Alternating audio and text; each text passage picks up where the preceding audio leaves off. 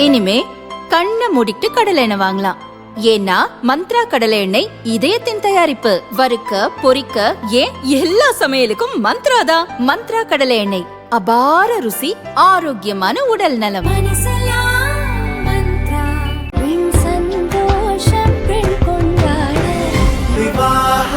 மணப்பெண்ணின் பிரத்யேகமான விவாஹா தி சென்னை சில்க்ஸ். கட்சி கொடிய சாக்கடையை போட்ட ஒரு கேடுகட்ட கூட்டம் அது தாவேக என்கிற தற்கொலை கூட்டம். திமுக தீய சக்தி தான், அதிமுக ஊழல் சக்தி தான்.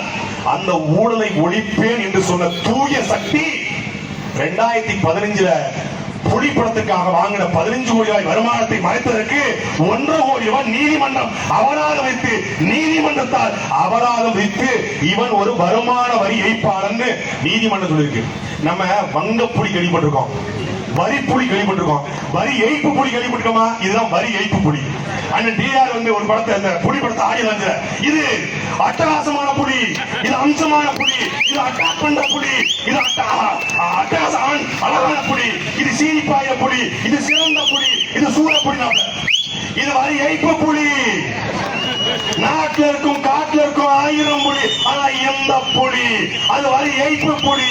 இது ஊழல் புலி, இது ஊழல் ஏமாத்துற புலி, இது கரூர் இருந்து ஓடி போன புலி, இது பனையூர்ல பதுங்கின புலி. இந்த புலி ஒரு வெத்து புலி, அது செத்து புலி, அது ஒரு சொத்த புலி. தூக்கிட்டு வந்துருக்காங்க, தூக்கிட்டு பெரிய கிரவுட் இருக்கு எங்களுக்கு. தேனி பங்களாமேடு பகுதியில் நடந்த நாம் தமிழர் கட்சியின் பொதுக்கூட்டத்தில் மாநில கொள்கை பரப்பு செயலாளர் சாட்டை துரைமுருகன் பரபரப்பாக பேசிக் கொண்டிருந்தார். தாவேக மற்றும் அதன் தலைவர் விஜய் குறித்தும், தாவேகவின் தேனி கிழக்கு மாவட்ட செயலாளர் லெப்ட் பாண்டி குறித்தும் கடுமையாக விமர்சித்தார்.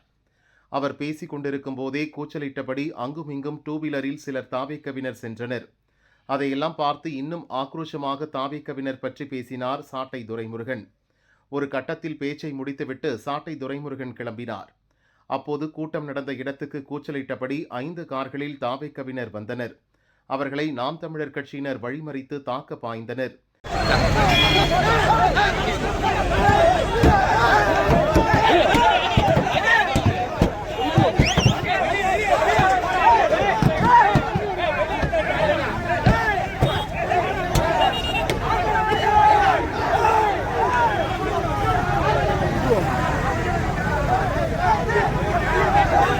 இதனால் பதற்றம் தொற்றியது.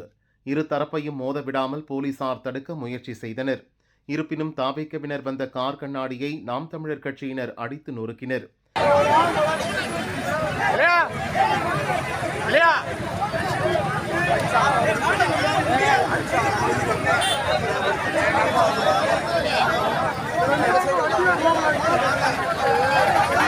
டிஎஸ்பி தலைமையிலான போலீசார் இரு தரப்பினரையும் சமாதானம் செய்து அனுப்பி வைத்தனர். இதனால் பரபரப்பான சூழல் ஏற்பட்டது. சமீபத்தில் சாட்டை துரைமுருகனுக்கு தாவேக தேனி மாவட்ட செயலாளர் லெப்ட் பாண்டி மிரட்டல் விடுத்திருக்கிறார்.